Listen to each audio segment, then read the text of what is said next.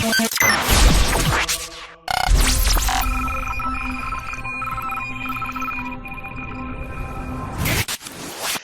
it's a great pleasure seeing you here for our second quarter advisory board meeting. It's a special meeting, as you can tell. There are two new faces in this call. One of them, you probably know him for quite a while. My dear friend, Luke Gromen. Luke, thanks for taking the time. Thanks for having me back, Ronnie. And then there's Nico Jilch. Nico, thanks again for joining us. Nico is a long-term friend of mine. He's a long-term contributor to the Gold We Trust report, and he just quitted his job and did set up his own business. So he's an entrepreneur now. Congrats on that again, and I see that you're very, very successful, and I'm very proud that we can be a little part of that success and that we support your new venture. Thank you very much, Ronnie. Thank you for supporting my podcast and my YouTube channel, and for having me. This is I'm seeing Luke for the second time in a week today, because I just published the first interview with him for my channel. So I'm glad I can pick off where we left off. Great. Well, actually, I think, Luke, you were introduced to me via our mutual friend Grant Williams. He told me at a Minds and Money conference in London. He said, "Did you ever hear about this Luke Gromen guy? I think it's fantastic what he's writing." And then we featured you, I think, for the very first time in our 2017 in Gold We Trust report. Then we had an interview with you in 2018. It was called "The Dollar Appears to Be in Zugzwang."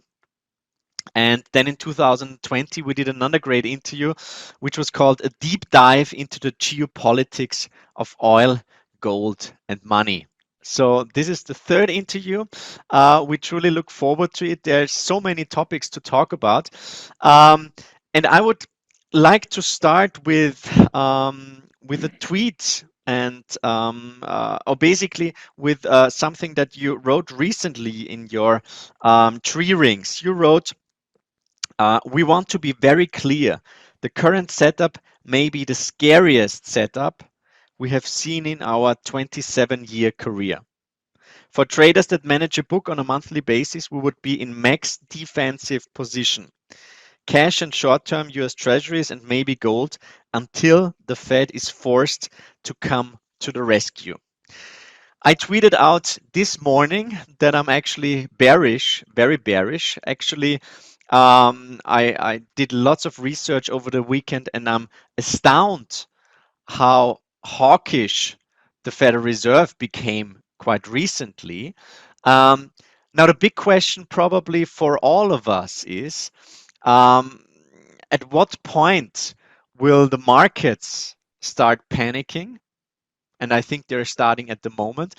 And at what point will the Federal Reserve have to make its U-turn? So, Luke, perhaps could you give us a little view into all those topics that are currently unfolding, this everything bubble that might be crashing at the moment, what you see over the next couple of weeks happening? Yeah, you've got a really difficult setup in terms of the macro view, where we've gone over the last 20 years. We had an equity bubble. We kicked it up to the banking system via housing bubble. We kicked that up to the sovereign level. We now have the biggest sovereign debt bubble, first global sovereign debt bubble, I think, in 100 years since the immediate aftermath of World War I. And that's really, I would argue, the first time we've had a Western sovereign debt bubble, too, either since the end of World War I or end of World War II. But this leads to a number of different things. Within this, you have an overlay of a commodities crisis of sorts that you had already in terms of peak cheap energy, right? So you have the marginal costs of producing energy is moving secularly higher due to geology. Now you also have geopolitical tensions on top of that, deglobalization, the commodity interruptions from Russia and from Ukraine. And so it is this setup where the credit risk this time is at the sovereign level, and sovereigns can't default. So it's not really credit risk, it's duration risk. And what duration risk is just inflation, right? So it's just the sovereigns are in a position where, and in particular the Western sovereigns, where they are in a position where they need to try to manage between inflating enough to inflate away the debt on a debt to GDP basis to make the debt sustainable, while also not inflating so much that they spook the bond market. And I think they're trying to fine tune where that is. They were probably actually running at about the correct rate when you saw, the 10% CPI or whatever we were in the US, 8%, 11.5% nominal GDP growth. Probably needs to be 11 to 12 to 15% nominal GDP growth in the US for probably 4 to 5 years to sort of get real GDP or debt to GDP to levels that are sustainable from which the Fed can raise rates without blowing things up. We were saying all along they hadn't done enough. Here they are, they're raising rates. They hadn't done enough in terms of deleveraging the balance sheet on a debt to GDP basis, and things are starting to blow up. So it's not surprising to me that things are starting to come unhinged. We've been, as you noted in our reports, we've been increasingly warning people over the last, really, I would say 3 to 6 months that, when the Fed first came out last June and started talking about being more hawkish, initially thought it was just jawboning because, quite frankly, I didn't think they could be that stupid. But they've positively surprised me as to how stupid they could be, which is to say, and it's not stupid, it's really political. I'm sort of tongue in cheek there, but it's political, which is inflation's gotten so high, inflation's now a political problem, so they're going to do the wrong thing to address the needs of domestic politics, and the domestic politicians in the US and lots of places are pretty much wrong all the time. So that's where we are. They're triggering a crisis. I mean, I have to say, in Austria, politicians are always wise and doing a fantastic job. So you wouldn't agree that the high inflation numbers are only caused by Mr. Putin, like the narrative goes nowadays? Yeah, that's perfect example of the Putin price hike. I think that they have coined the phrase, which I don't know what's more disappointing, the fact that they actually tried to pass that off, or the fact that more than half of Americans will actually believe it. Yeah. And it is what it is. I don't even think it's good propaganda, or it is propaganda. Yeah. I don't even think it's particularly good propaganda, because it's so easily disprovable. But here we are. So no, I don't. This thing was going well before then, and it's a convenient scapegoat for the American politicians. The conventional wisdom would be that inflation is going up, whatever the reason. So we need to tighten, we need to raise rates. Do I understand you correctly that you think that is stupid? The Fed should not be raising rates right now? Well, it just depends what they want to do. If they want to crash the system, then it's the smart thing to do. If they don't want to crash the system, then they needed to let inflation run. I mean, last year, right around this time, we published a report that estimated that if they wanted to normalize policy without crashing the system, they probably needed to let inflation in the United States run somewhere between 12 and 18% for 5 years. And that's the level of negative real rates they would have to get debt to GDP from 130% down to about 80%, which is where we estimated they could normalize policy from without blowing up the system. They got it from 129% down to 122% with 12% nominal GDP growth and 8% CPI, which tells us our numbers probably weren't that far off. The numbers probably were 12 to 18% for 5 years. But they, at 122% debt to GDP and 8% CPI, began panicking. And so now they're tightening. And we're already starting to see debt to GDP go back up. And so, yeah, I think it's one of these decisions where you can't go back in time. Having made the decisions they made, you just have to inflate it away. Otherwise, you're going to cause a bigger calamity than what is already transpiring. So it's funny, as domestically, I'm watching this happen in slow motion. It's like watching a slow motion car crash. As the domestic political consultants and the news shows are all focusing on inflation on both sides, trying to really either use it as a weapon against Biden and the Democrats at midterms here in the U.S. or trying to fight against it or spin it if the Democrats are. And they're so worried about inflation. They're always worried about the wrong thing. They're going to have an asset price problem. They're going to have an economic problem right around election time if they don't change course soon. That's an extremely important point because this is very much political American, and it's very much US centric politically. There's midterm elections, and the administration is trying to fight inflation. That's what it looks like, right? And this seems to be a plan that came from before the war, and now they're doing it. But what you're saying is that they will realize at some point that people don't like it when their stocks go down. That's exactly what they're going to realize, and their houses, et cetera, et cetera. Yeah. But Luke didn't.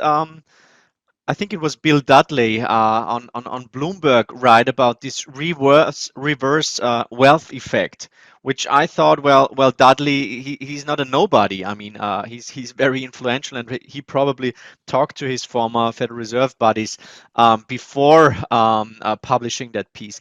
So do you think that's kind of a head fake, or is it really a strategy that that the Federal Reserve might be pursuing now, realizing, well, okay, we have to do something about this inequality. We know that central bankers all over the globe seem to have new mandates when it comes to climate change. Obviously, it seems to be like the most important thing for Mrs. Lagarde nowadays, but also fighting inequality, which is something that Brennard but also Powell referred to quite often. Do you think that's really something that where they've been pivoting into this reverse wealth effect, demand destruction, basically leading to cooling inflation without causing a recession? I mean, that's just I think the hubris that they're having, that they're really trying to fine tune this like a thermostat. It's astounding. But do you believe that, or is it just a story that they're making up now? No, I think it is factoring into their thinking that asset price inflation is driving CPI inflation. And my view of it has been that there's $35 trillion in assets that the baby boom generation owns. And the American policymakers and the American media has spent the last 2 years scaring U.S. baby boomers to death. You're going to die sooner than you expected because of COVID. So the boomers are long money, long assets, and they're short time in their minds, right? So if you sit down and listen to the news, as my parents and my in-laws and et cetera, oh my God, I'm going to die. Okay, well, if I'm going to die sooner than I think, what do? I go spend money. How much money do I have? We have all the money. The boomers have all the money. So it's a kind of a tricky thing where I think the Fed is seeing that, oh God, when you really look at and take a step back to the problem, the fact that the reason that the boomers got 35 trillion in wealth is as a result of policies to sterilize inflation in the first place. So when you look at how these boomers got this money, in no small part, it's deferred accounts, right? So 401k plans here, IRA plans, things where basically there was inflation happening and the American government gave tax breaks to take that inflation, take it out of the real economy and put it in asset inflation instead and defer it. That way it's just stock prices growing and the boomers can't touch it until they're 70 because it's a retirement money. And so the American government inflated up front and then deferred the inflation into the real economy till the boomers retired. Well, guess what? Now they're retiring, and to boot, you've scared them to death that they're going to die way sooner, and so they need to spend all their money as fast as they can. So we have two things happening at once in terms of asset inflation. Number one, asset price inflation that was sterilizing CPI inflation for 40 years is coming back into the economy. And number two, it's driving velocity. And I don't really care about what the velocity numbers say, how they calculate it. I think they're BS. They're plug BS number. Velocity is coming back in because boomers are long money in short time. And so the question then is, okay, I do think this is happening. I do think the Fed is thinking about it this way. Is crashing the markets a way to deal with it? And I would just say, William Dudley is the same guy who literally in August, third week of August of 2019, wrote an op-ed similar to the one he just wrote about crashing stocks to reduce inflation. He was writing in August of 2019 that the Fed should tighten rates to put pressure on Trump to basically make sure he lost the election in 2020. Now, this is 3 weeks before the repo rate spiked because liquidity was already that tight. Like the Fed was already loosening at that point. We were about to have a blow up. The Fed's balance sheet was literally 3 weeks from beginning to grow again, and it hasn't stopped since. And this guy was talking about tightening rates to fight a politician. Just to go to, I think, in terms of just how political, how mainstream groupthink Washington he is. So I'm being a little punchy today. I mean, it's not a structure that many punches. I'm gonna get myself in trouble here. So I think it's in their thought process. I think he's talking to all the same people. I think they're thinking of it, and I think it's going to be a disaster because, to your point, they're not running a dial; it's a switch. Because the baby boomers are all running that same math, and the second stocks drop 10%, 20%, they're going to get on their computers and they all have, like my dad has, a spreadsheet. Here's how much money I have. Here's how much money we're spending. Oh, shit, it dropped 10, 20%. Now that means I have to cut spending now. Yeah. And so or I have to die sooner. Yeah, or we have to die sooner. And it's like, so I understand what they're doing. I understand why they're doing it. It's not going to work. I mean, if you want to they can get stocks down anytime they want. But the flip side is, and this is a side that still nobody is talking about. Nobody. The problem is at the sovereign level. And the US government needs asset prices to rise to drive tax receipts. Asset prices fall, tax receipts fall. And 120% of all-time record tax receipts right now are entitlements, defense, and treasury spending. So they're not covering the basic nut with all-time record tax receipts, with asset prices in an everything bubble. They want to take them down to try to tame inflation, great. But like within months, if not weeks, the Fed's going to need to be, there's no buyer for these treasuries.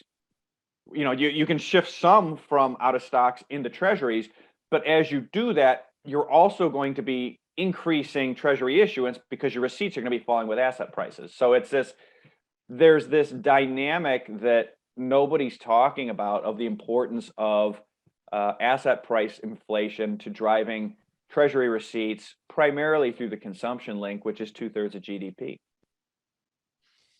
Look, we talked about Putin's price hike, and actually the funny thing is that here in Europe, where we are very closely, connected to whatever is happening, nobody's trying to sell the inflation as Putin's price hike, which tells me something positive about the Europeans. But my question is this: under the new circumstances, because of course, the war is driving inflation. It's just not all of it is the war, but the war is driving inflation.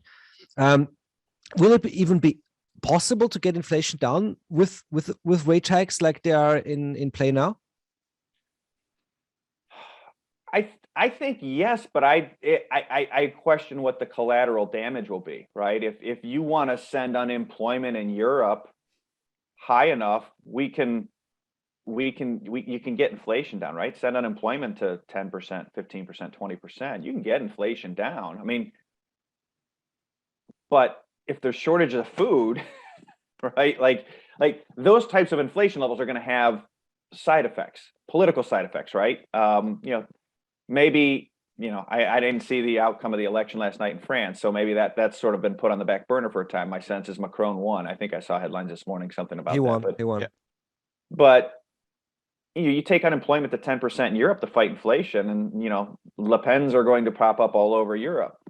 There's very established historical precedent for that, and again, it then gets back to the fiscal situation. Europe's fiscal situation is not good either. And so what does that imply, for either budget cuts, deflationary spiral? I mean, so it's to me, it's they can do it, but it's a little bit like, and I equated this last week, is like, in the scene in the movie Castaway with Tom Hanks, where he's, trying to knock out his abscessed tooth on the deserted island, and he uses a rock and he hits a rock on an ice skate, right, and knock his tooth out, and he knocks himself out, and he knocks a tooth out, and he's out for a couple of days. Well, like, what policymakers can get rid of the abscess tooth of inflation, but I think it's going to be like using a shotgun to get it out, right? And put the shotgun in your mouth, aim it at the tooth, pull the trigger, and of course there's a collateral damage. They're going to go, oh gosh, whoops, we've got political populism and high unemployment, and you know so I just don't, and oh, by the way, our central bank needs to turn around and fund our governments, because we made all these entitlement promises that now we have no tax receipts at all to fund. So we have to redo QE. So I think they can do it, but between the peak cheap energy stuff we were talking about, where there's higher cost marginal supplies, and the war stuff where there are supply disruptions, and there's still some ongoing supply disruptions. My point in all this is, I think the how draconian the economic downturn has to be much greater. You got to have a much greater downturn to tame inflation this time, because of these structural factors: peak cheap energy and commodities, the war, and ongoing supply chain disruptions, and deglobalization. All these things at once. These are all inflationary, which just means, hey, if you used to need to take GDP down 3 to get inflation down, maybe it needs to be down 5, down 8, down 10. No, those are bigger than the COVID crisis. So, that was enough to crash everything. So that's why I say it's a little bit like trying to remove an abscessed tooth with a shotgun. I just, can they do it? Sure. Can they do it without blowing their head off, blowing the economy's head off? Probably not.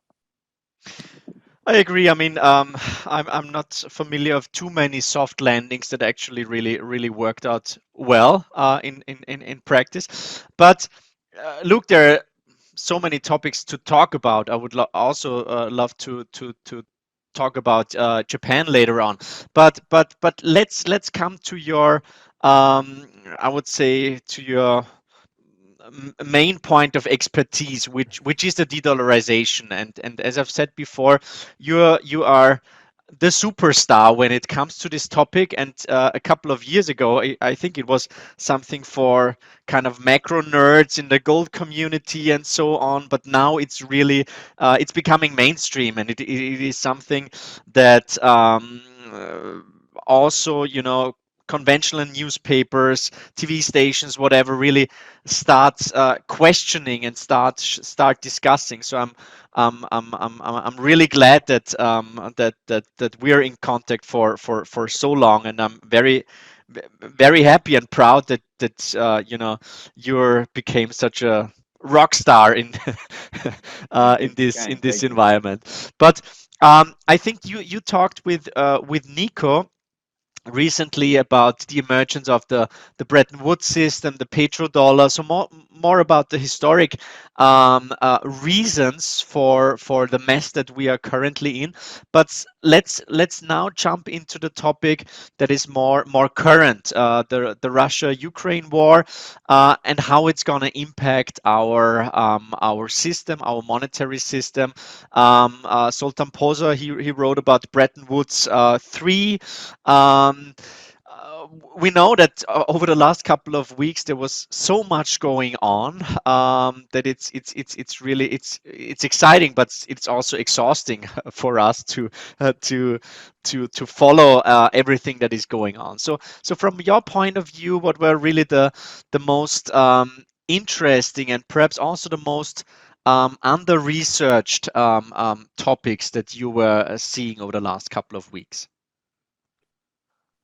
I think, it's been interesting just to see some of the evolution of this de-dollarization theme that you've talked about. And for me, it's always been, there's sort of a yin and a yang to it, right? Which is, people want to say, oh, it's an attack by by the Chinese and the Russians and sort of these people fighting the rules-based global order, and that's part of it. But it's also partly a defense by those same people against the dollar being weaponized against them. That it's literally a matter of acute and urgent national security for China and for Russia and for others to move away from pricing energy, in particular, commodities more broadly, in dollars alone. And so there's been this movement driven by both, partly out of geopolitical aggression, partly out of geopolitical national security defense for these countries, to move away from pricing oil, in particular, in dollars. And so we've been seeing, when we first were talking a lot more about this in 14, 15, 16, people thought we were nuts. And earlier this year, you have on the front page of the Wall Street Journal, Saudi pricing oil, Saudi considering pricing oil in Chinese yuan. And when you see things like that, when you see India in the midst of this crisis with Russia and Ukraine, telling the United States, we'll do what makes the most sense for us. And what makes the most sense for us is to buy Russian energy in rupees. And, it's almost formulaic. Like a week later, all of a sudden, the United States is concerned about human rights violations in India, right? Which it's very, very cynical. And I'm too old to be naive to watching these things, as you could have predicted it. But instead, the U.S. is not concerned about human rights violations in Venezuela so much anymore. So there's a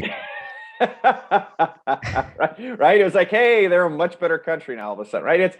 And I think ultimately this all feeds back into the de-dollarization theme, which is the whole world is realizing that they're going to have their turn in the spanking machine no matter what.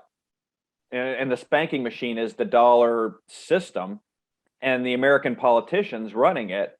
And so they might as well do what's best for their interest. And within every country, there are both sort of pro-dollar, pro de-dollarization factions for different domestic self-enlightened or views. But you can see it moving pretty steadily. And I think ultimately this Russian situation has really accelerated it, because now it's crystal clear is if you do something the U.S. doesn't like, they are going to grab your reserves as a weapon. That's going to, and we've been threatening it, and we did it to Afghanistan, and we did it to the Iranians, and all of those were smaller nations. They were not the world's biggest commodity exporter. They were not the world's biggest energy exporter. They were not the world's biggest country by land mass. They were not a nuclear armed nation. They were not a G8 nation.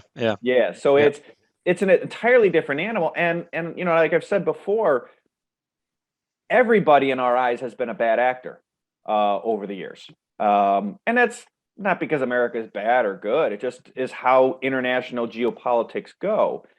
And that was, I think, acceptable under circumstances where the United States was protecting Europe from the USSR, where the United States was a much bigger percentage of global trade, a much bigger percentage of global GDP. I don't think people have ever really loved this dollar system. I think they accepted it because it was less worse than getting invaded by the USSR. And as soon as the USSR broke up, then I think there's been this, since 1990, sort of this slow but steady acceleration back to a more decentralized view or decentralized system primarily around energy, which is to say countries and trade blocs want to buy energy in their own currency. And it's a matter of national security for all of them to do so, particularly those that are really for anybody, but those that are creditors that are net short energy. So the European Union, China, Japan. So I think that the machinery, because it's a matter of national security for these countries to do that, I don't think this de-dollarization thing is something that can be stopped. It's going to keep moving in fits and starts. And I think what Russia did accelerated things pretty meaningfully, because it really revealed, it's sort of, I think there's a great Frank Zappa quote. It's like, when the facade of the system is no longer serving the people that are running the system, they're going to take down the set and they're going to take down the curtains, and the audience is just going to see the hard brick wall at the back of the stage. And I think the Russian sanctions were, all right, here's the curtains. Curtains are gone. The set's gone. All of the props are gone. There's the hard brick wall. You do something we don't like, we're going to grab your money. Look, one of the main themes in monetary politics for decades has been, the dollar is a national currency and also an international currency, and that's a problem. We've known this since basically the introduction of the Bretton Woods system, and then Triffin came in the 60s and laid out the Triffin dilemma. And one of the quote unquote solutions was the special drawing rights at the International Monetary Fund, a basket of currencies used as an international reserve asset. And there have been numerous tries over the years of reintroducing this. And my question is this: when we are moving into the future, into a new monetary system, how high do you think the chances are that the IMF will try and set up something like a real Bretton Woods 3, like a conference where there's new rules discussed, maybe something based on the SDR? Because I see the IMF moving a bit. Have you seen the interview with the chief, with the IMF chief, who said, we're printing money and don't think about the future, and we're running around like kids after the ball? I mean, that was crazy. Somebody like her admitting something, and then there was the stealth demise of the US dollar, like a report written by Barry Eichengreen, who has been very vocal about the exorbitant privilege, etc., etc. So my question is, do you see a possibility for a new monetary system built around the IMF, or is this just the IMF trying to stay relevant in changing times? Good question. I think it's one of these. I don't know. I think it's one of these. Just looking at it from the outside in, I think it's one of these situations where they are. I think they're just trying to stay relevant, right? I mean, I think they know what the problem is. It's almost like, who was it? Was it Juncker who said that? We all know what we have to do, but the challenge is how we all get reelected after we do it. I think it's the same type of problem. I think that was Juncker who said that, but it was a European politician, for sure. And I think it's the same issue with the IMF, where it's, we know what we need to do. I think they do. I mean, Eichengreen's paper kind of highlights some of the issues. The challenge is you've got to get a whole bunch of nations together, and they're not, maybe that was possible 10 years ago, 5 years ago. That's not looking really possible now. You've got the IMF, who is still majority US controlled, which I think is going to feed back into the first problem. You've got different factions within the US regarding the dollar system, which have gone from a very tiny minority seeing it as an exorbitant burden, not an exorbitant privilege anymore, to a much bigger minority since COVID in particular, where they're starting to realize that the dollar as structured is a problem. But there's still a lot of people that dogmatically, simplistically, hubristically see the dollar as an exorbitant privilege and nothing else.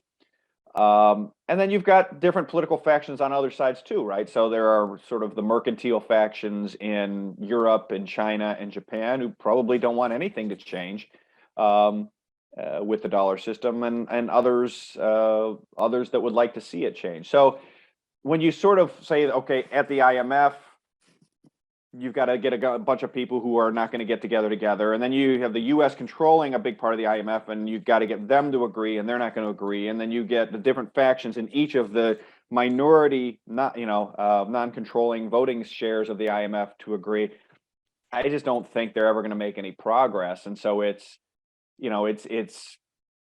just sort of, I think, identifying what the partially what the issue is. And I don't think there's any political wherewithal to even say what the solution is, let alone try to implement it without a severe crisis. May I add one more question? Because when you look at what China and Russia are doing behind the scenes, they are basically trying to build something like the SDR, like a common currency thing that is denominated in their local currencies and also commodities. So that would tie in with what you're saying and what Posa is saying. And then you have Yellen talking about a bifurcated financial system.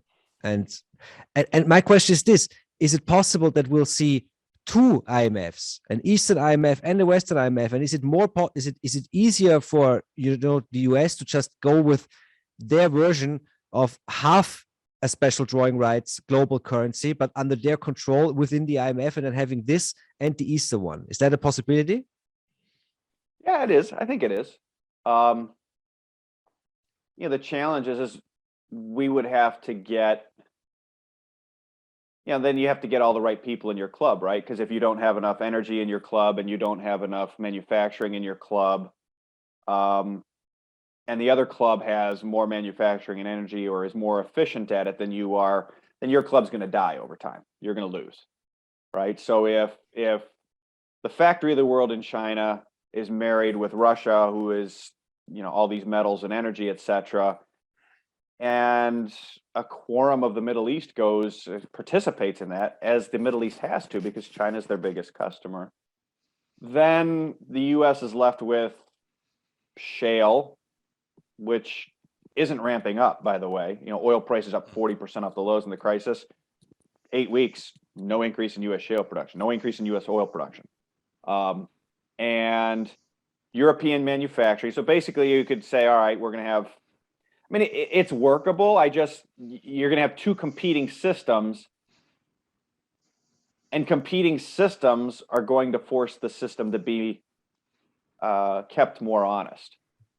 And so what kept more honest looks like, I think, is the US is actually going to have to either see much higher inflation or really draconian, really fight inflation and take down asset prices, which is going to feed on itself in the wrong direction on the fiscal side. So it's possible, but I don't think it's a happy path from here to there.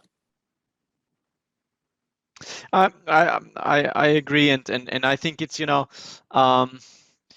the decision which club to join isn't an easy one, yeah. And it's in Vienna there is like two soccer teams. It's Rapid Wien, my team, and then there's Austria Wien. It's like I don't know. Team. No, you're wrong. It's like I don't know. In baseball, it would be the Yankees and the Mets probably, or something like that. But I think it's if we come back to the topic of gold, I think this decision by the Western world to basically say, well, your FX reserves they're worthless. Isn't that for the longer term picture? Isn't that the best case there could be for owning physical gold for every central bank? Yes, absolutely. So my question is leads to the topic of what has been going on for a while already. It is basically what I think Ken Rogoff said, that in a piece for Project Syndicate, where he basically recommended emerging market countries to buy physical gold to hedge their dollar exposure. And we all know that this happened over the last couple of years, but still the gold holdings relative to the Western world as a percentage of total reserves is pretty minuscule. So do you see this as a big driver going forward on the demand side for gold? And if yes, wouldn't that also be some sort of a threat to the, let's say, the paper market? And do you see at some point this many people have written about it, and I've often criticized it because I thought it's kind of one-sided, but this huge gap between the physical and the paper market, could you see that kind of blowing up similarly to, I don't know, what was it in the nickel markets quite recently? Yeah, I think it's going to continue to drive just a steady gold bid from foreign official central banks, foreign official account central banks over time. And I think importantly, the manner in which we are going after even Russia's gold, anything that's held offshore, is subject to sanction or seizure. And so I think that speaks to the market being physically driven. And I think this fits into this interesting, to me, the Basel III net stable funding ratio rules for the gold market that went live in London earlier this year and in the US and Europe mid last year continue to be, I think I've called them a splinter in my brain, because they talk about wanting to make sure that the gold market cannot threaten the stability of the global banking system. And to me, the only way the gold market would ever threaten the stability of the global banking system is if the price of gold rose a lot in a relatively short period of time. And so why would the BIS, the central banker's central bank, be worried about a threat to gold and making rule changes that effectively pushed global banks to wind down paper shorts, any paper shorts that they had, or reduce their unallocated paper leverage, ahead of what has turned out to be some developments that are, I think, over time extraordinarily bullish for not just gold, but physical market held in countries. So I think we're watching we're gonna look back in 5 years and 3 years and say, wow, it was really positive for physical gold.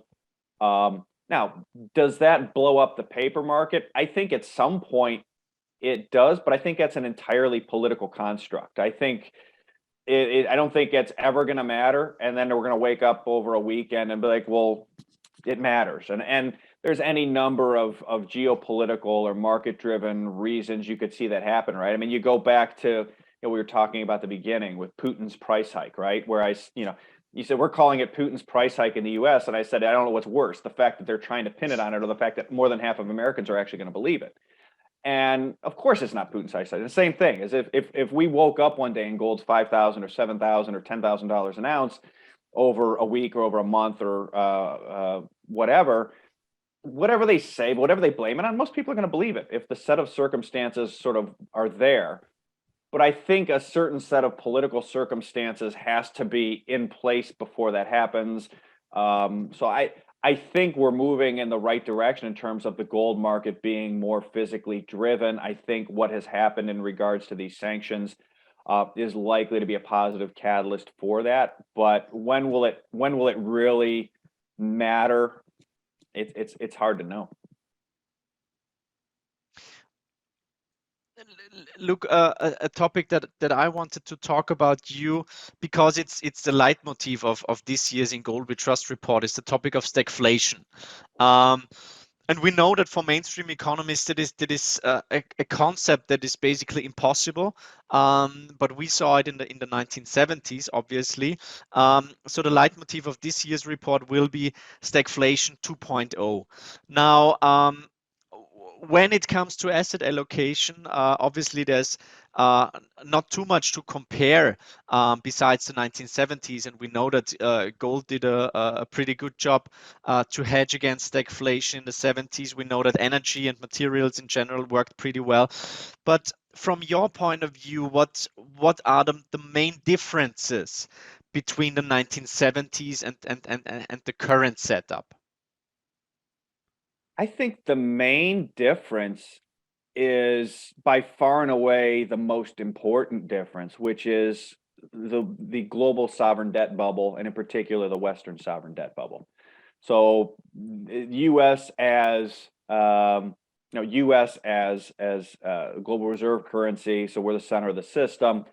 1970s U.S. debt to GDP was 30%. It's 130% now, 125%, and moving higher again. So, point being is that in the 70s, there was a lot of runway for the US to allow interest rates to rise, to be the release valve and fight this inflation stagflation. And there was once we finally really did crack down on it, yes, it caused a severe economic contraction. Yes, it caused a recession. Yes, it caused a lot of private and sector bankruptcies. However, there were no risk to the sovereign solvency of the United States, of the European Union, of Japan. Now, the type of fractions of the type of rate hikes that we saw in the 70s will mathematically cause threats to the solvency of the United States, threats to the solvency of Japan, threats to the solvency of the European Union. And then it just comes down to, okay, let's look back in history and see how many times nations with a purely fiat currency have gone bankrupt instead of print money. And it's a really short list. It's a really, really short list. They always print money. They don't go bankrupt. And that's kind of where we are right now, where there's like this collective delusion that we're watching central bankers and governments engage in, and markets are believing them. And, it's like the Putin price hike.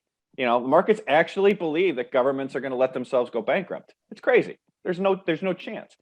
So it's, we sort of have to be cognizant to play that game and understand in our positions short run that, yeah, right now markets actually believe that governments are going to let themselves go bankrupt. The central banks are going to bankrupt their sovereigns. There's no chance that's going to happen. So it's really just the question of when do circumstances get dire enough to force the central banks to finance these deficits, to prevent that insolvency. And that's the big difference is the sovereign balance sheets are just night and day different. I mean, they're very reminiscent of post World War I Europe. And in post World War I Europe, you have the 6 big industrial powers, right? You've got, we're going to lump the U.S. in there, right? So you've got the Austro-Hungarian Empire. So you got and you've got the UK. I've got Germany already. So we'll go UK, Germany, France, Russia, Japan, and America. And Austro-Hungary hyperinflated, Russia hyperinflated, Japan I think depreciated 80% versus gold, the currency, over a span of several years. The French devalued at least twice. The UK was amongst the last to go in 31. They devalued massively versus gold. And the Americans went last of all in 33, where we devalued 75% against gold. And so sovereign debt amongst all of these participants in real terms just collapsed. And so I think that is much more apropos. I think we're seeing blends of the 70s, the immediate aftermath of World War II, the immediate aftermath of World War I, and you sort of blend all of these things up into sort of this toxic mix. But the most important thing is just the sovereign balance sheets globally and in the West in particular. There's just no ability to fight inflation the way there was in the 70s. And we don't want to, right? I mean, that's where we started. Nobody actually wants to fight the inflation. The BIS chief, you quoted the BIS new rules for gold. The BIS chief said we're going to see a new age of inflation. So we don't really, nobody really wants, even if you hide rates and go down with the stock market. I mean, that's what you need to do before you can print even more money, right? You need a new narrative. You need a new crash. Oh my God, we have to save the world, print more money. I think that's probably what they're busy working on right now, right? This new narrative of exactly that, right? It's the full macroeconomic narrative of Putin's price hike, right? Like, oh, the system crashed. We need to print more money. We need to save you all again. So we central bankers can be heroes again, right? Like I think that's what we're watching in real time. I mean, one example that I think is very, very worth following is obviously what's going on in Japan. I think the Japanese did 13 or 14 rounds of quantitative easing. So far, not extremely successful. Now they obviously are also doing QQE, so quantitative and qualitative easing. So they are also buying REITs and ETFs and stuff. But I think what's been heating up recently, and we've got one big trade in one of our funds set up, which used to be called the Widowmaker, and I think Kyle Bass he lost on this trade as well a couple of years ago, but now it seems getting, from a risk reward perspective, it's becoming more and more asymmetric. So the Bank of Japan desperately tries to limit the yield for the 10 years at 25 basis points. But now we are seeing that obviously the balance sheet is exploding, but there always has to be, how do you call it, a release valve. And obviously this is the Japanese yen, which has lost big time against the US dollar. And if you follow the Japanese yen in gold terms, you can also see that it's making new all-time highs, or let's say the yen making all-time lows against gold on a continuous basis.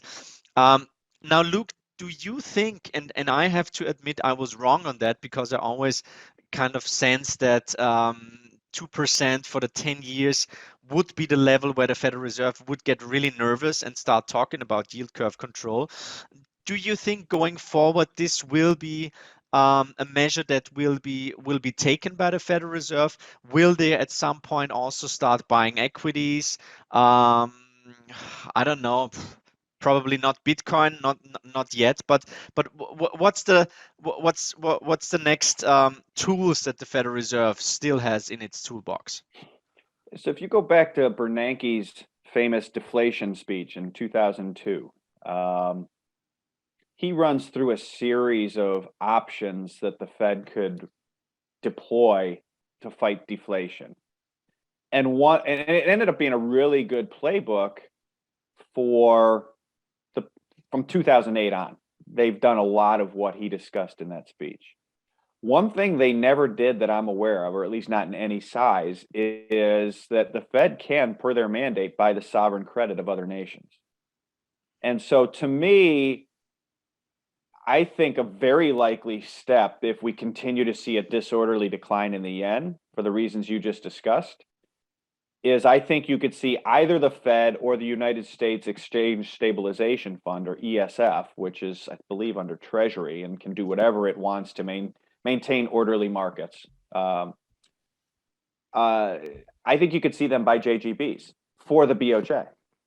And so you would see America selling dollars, buying yen effectively, JGBs, to try to stabilize the yen, weaken the dollar, which would help Japan, but would also help the US, because that would weaken the dollar. That would, as the dollar weakens against the yen, that improves Japanese purchasing power to buy treasuries. And the US has a demand problem for treasuries. It's going to get a lot worse if the yen keeps weakening. So I think that would be the first step. I think the Fed wants to avoid yield curve control at all costs, and certainly explicit yield curve control, because that's the Hotel California, right? The song by the Eagles, where you can check out anytime you like, but you can never leave. That they go to explicit yield curve control, their balance sheet goes from whatever it is today, 9 trillion to 30 trillion over 3 or 4 years, right? The bond market is going to get put to them, or at least a big part of the bond market. So I think they really want to avoid that. But so to me, the intermediate step is likely this JGB step. I think that's something that we could it'll depend on what the yen does, but I think the hope is that if they really get inflation down, then they won't have to do this. They can get Japan's current account deficit back into a current account surplus by getting energy down. They do that, then you can stabilize the yen and the JGB market. And if you can do that, then you're going to get a weaker dollar, you're going to get stronger yen, you're going to get more treasury purchases from Japan again. That can sort of keep things going for a bit. But again, then you go back to peak cheap energy and some of the things we talked about at the beginning, you're going to have upward pressure on energy over time. So I think that it's a dance they're trying to do that was really thrown into disarray by what Putin did and the energy inflation. But that would be the next step is I think if they're unable to get commodities down enough, I think you'll see sometime in the next, I'll give myself extra time. In the next 18 to 24 months, I think you'll see either the Fed or the US Exchange Stabilization Fund intervening in the yen, buying JGBs. Can we try and get to some long-term, maybe even positive outlook on this whole global situation that we're in right now? I'll give you 3 signposts, because you're big on signposts. That's what you do on Twitter, right? On April 22nd, we see Israel adding the renminbi to its currency reserve.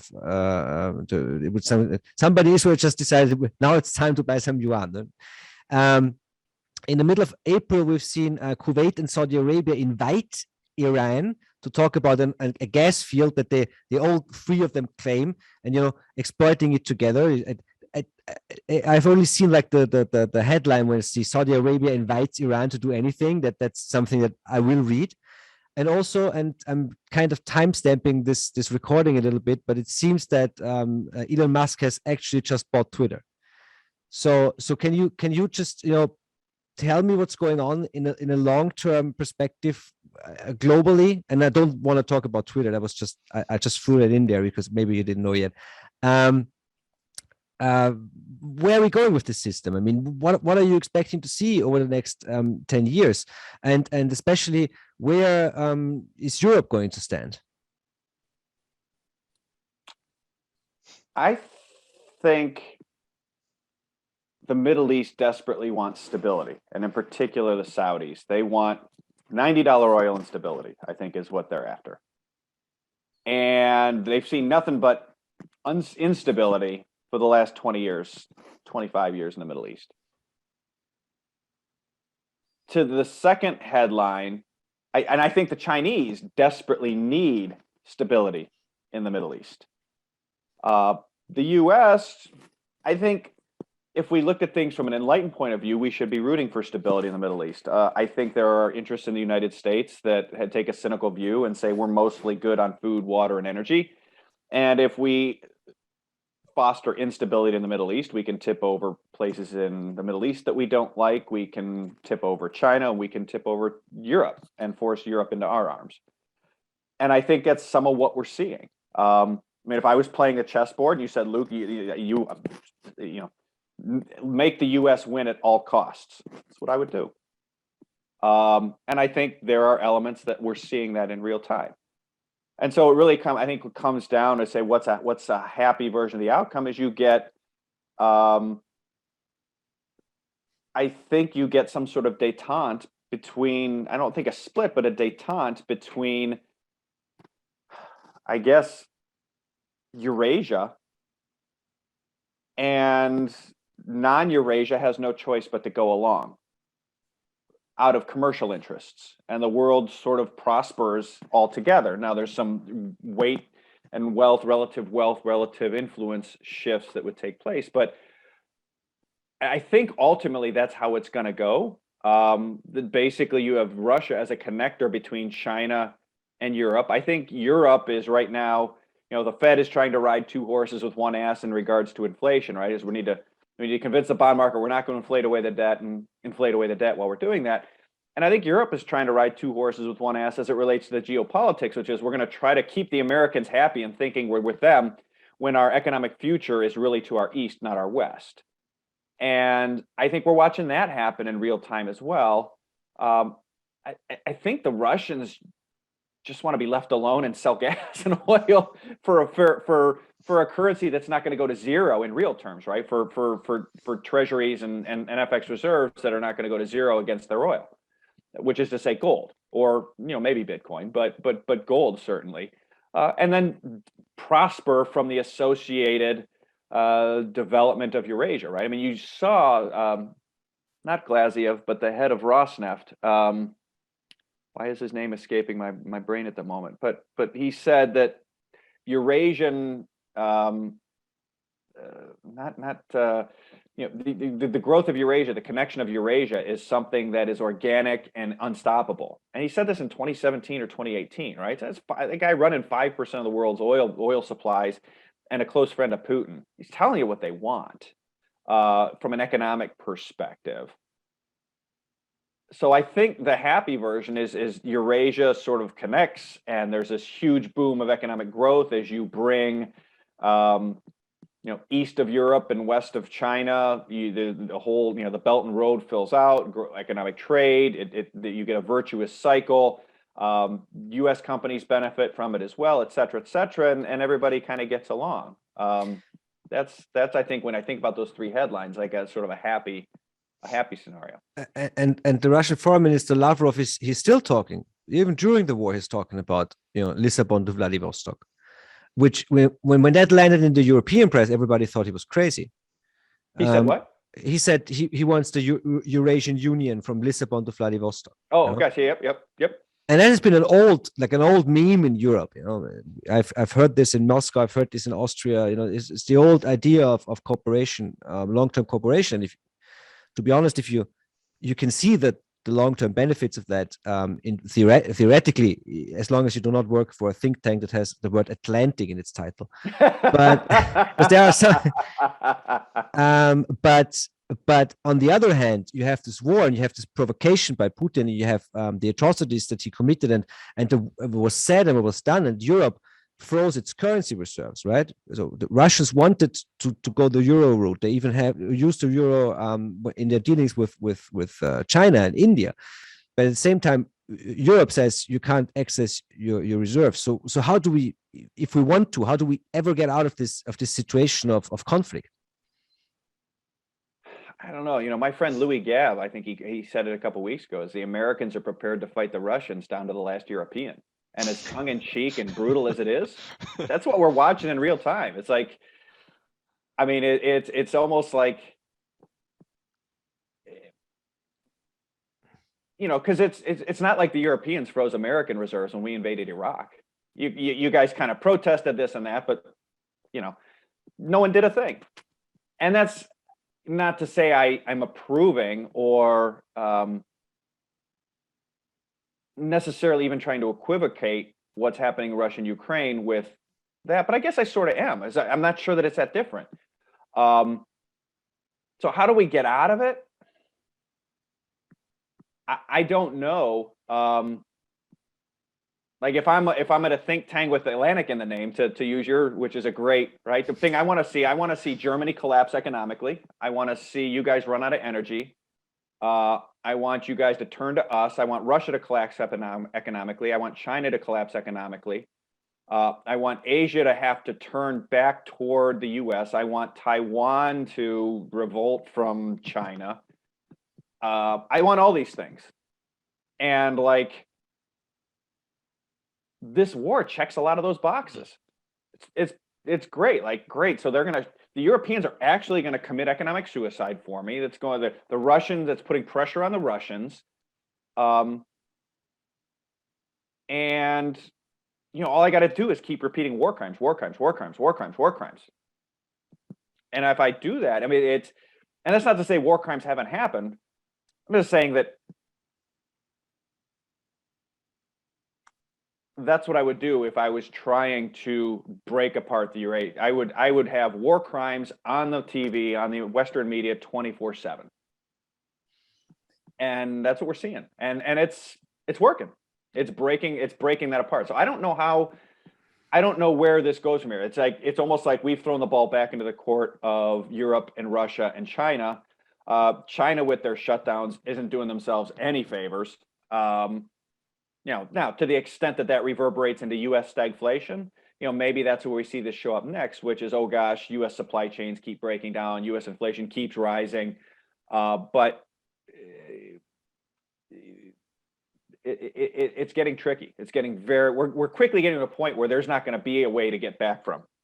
But, and I have to ask this right now, the freezing of the currency reserves by Europe and the US especially. Kenneth Rogoff, who Ronnie already quoted, he called it a break the glass moment. I mean, you only do that once. And the Saudis are looking at this, and the Chinese are looking at this. This is so from a structural system point of view, that was the West, shutting the system down, basically. Yeah. I mean, I someone said to me that that round is downrange. You can't go back and get it. That and so I guess the question is what does that mean and what's the next move, right? So what is the next move? And that kind of ties back to my prior point of, okay, the ball's now back into Eurasia's court.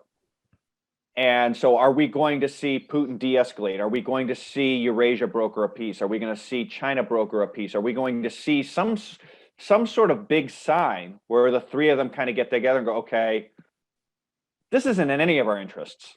Let's stop this. All we want to do is sell energy to both of you. All you guys want to do is grow your economies. And we're, focused on this thing in this part of the world. and history's rhyming in a big way, right? In that way, right? Like the Berlin to Baghdad railway was supposed to be running through the Balkans, and all the Germans wanted to do was cut out the influence of the UK Navy and being able to buy all the oil and energy they needed to drive economic growth in 1910. And then you had a conflict in the Balkans, and it spread out, and that was the end of that. And so there are ways in which this is really rhyming, right? We were at the end of a period of a great period of globalization. And there's a lot of ways that this is rhyming, where you've got this, they're getting so close to this moment of Eurasian, the word is escaping me, but basically a Eurasian sort of continent of economic union. Are they going to let this thing? Are they going to let this thing break it up or not?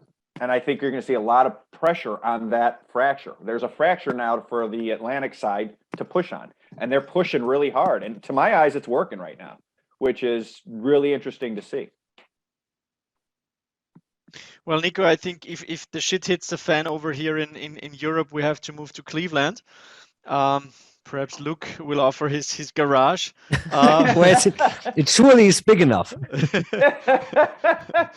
No, but what I I don't know if you saw that, but the Austrian Chancellor Nehammer, he went to Moscow and met up with Putin, and I was a little bit scared because, as you know, Austria, this little country, we actually started 2 world wars, so I didn't know what's going to happen, and it's most people said it was a big disaster, and it didn't do anything. But actually, what Nehammer said that ended this conversation, he said that he basically said he hopes that this war is going to be over soon, and Putin said yes, he wants this war to be over better sooner than later. So perhaps that's a little bit of a positive sign, but obviously I think it's the term paradigm shift and new era has been used hyperinflationary, but definitely we won't go back to the times that were before that that invasion and that attack. So Luke, I mean, we covered quite a lot of topics. Nico, what else do you want to cover? Because otherwise, I do have one question because on the topic of gold and on the topic of the return of, I call it the return of real stuff, right? The report is called In Gold We Trust, and we're not going to change the name, but is this a time to really trust in gold? Is this something that is important for the individual, the investor, but also on the sovereign level? Yeah, I think it is, because ultimately a lot of things, it seems like globalization is breaking down. That's been very disinflationary. That would seem to be inflationary. You've got peak cheap energy. You need a reserve asset that has the ability to rise in price with the rise in the prices of energy and commodities and other inputs. And we were just talking about how the sovereign debt positions of the West, in particular, the globe more broadly, are such that interest rates cannot be allowed to rise that far to compensate and offset that inflation. So you need a reserve asset like gold to at least hold some at the sovereign level, at the individual level, to preserve that purchasing power, because circumstances geopolitically, circumstances from a commercial globalization standpoint and from a commodity standpoint all point to structural inflation, away from sort of short-term economic hiccups that may result as a result of Fed policy error that I think they are now well underway of making. I think you have to adjust those. I think need to own. I think gold is one of the few reserve assets. But then I think things. You've seen the Swiss National Bank buying American equities, et cetera. Things that are more finite, that have the ability to better hedge structural inflation over time, I think, are things that you want to own. Luke, one last question I wanted to ask you. You've another mutual friend of us is Brent Johnson, and you have this kind of this fights going on Twitter, which is I know that you're good friends and that you respect each other very much, and but you've got different views on the topic of the dollar, but I think the main difference is the time horizon. I think Brent totally agrees that at the end it's the dollar will lose in purchasing power significantly, but he think it's the last man standing, and we all know his milkshake theory. Do you think with the dollar doing so well recently, do you think that his theory is playing out now? We saw that I think the IMF was warning about sovereign debt defaults. We saw Sri Lanka. We saw all those consequences of the strength in the dollar, but also of course the huge spike in commodities, especially in energy and agricultural commodities. Do you kind of think that his milkshake theory is playing out now live, or would you still disagree? No, I think when our original disagreement it was down to one thing, which was in mid 18. He said, look, I think the Fed's going to raise rates, the dollar's going to go up, and stocks are going to go up. And I said, listen, you're going to maybe for a short period of time, but they can't have all three. The debt of the system and the debt the U.S. has, and the lack of sufficient foreign buying of treasuries means they're not going to be able to have all three of those. And in fact, we made a bet that I think one of the three, the S&P would be lower, rates would be cut, or the dollar would be lower. One of those three. And the dollar didn't fall, but by the end of 18, the Fed had stopped raising rates, and the S&P crashed 20% in the fourth quarter of 18. So for me, I think we're watching a version of it play out, which is, dollar's up and everything's breaking again. And I think that's going to continue to be the case. I think it's, for me, it really comes down to how quickly does this break the U.S. government? And that's the part that you continue to see. Bond investors still think that they can have their cake and eat it too, and they can't. The sovereign debt levels are so high, their choice is no longer Goldilocks, right? The Lacey Hunt scenario, we'll just wait, we'll have a recession, and then my treasuries are going to do good again. They might do good at the very beginning of the recession, but what those kind of bond bulls are missing is that their choices are now only over the course of the cycle. They can lose money on a real basis, or they can lose money on a nominal basis. The U.S. can restructure its debt, which they'll have to do in the next recession, or the Fed will have to print the difference. That's it. Those are their choices. So I think maybe probably going to see a reflexive move into treasuries for a little bit here, but I think we're ultimately going to see what we saw pretty quickly. If the Fed keeps tightening, I think we're going to see what we saw in the COVID crisis, which is 9 days down in stocks, and then the treasury market started crashing. And that's, so yeah, I think in a word, I think we're watching this dollar situation play out, in real time, the milkshake. And and I have to say, I over the weekend I read the new quarterly by Lacey Hunt, and he starts with disaster is a strong but appropriate word that applies perfectly to the state of US monetary policy. And if you read his piece, and I think it's always worth reading, you can tell that I think he's getting a little bit nervous about the end of this bond bull market. Now, Luke, I think we should come to an end. I thank you very, very, very much for taking the time so early, for being a friend of us, for being a supporter. Now is the time to make promotion, shameless promotion for your services. You can follow Luke on Twitter. He's very, very active, and it's always new information that you can get. Have a look at his webpage, Forest for the Trees. His book, the Mr. X interviews on Amazon. We will all show that in the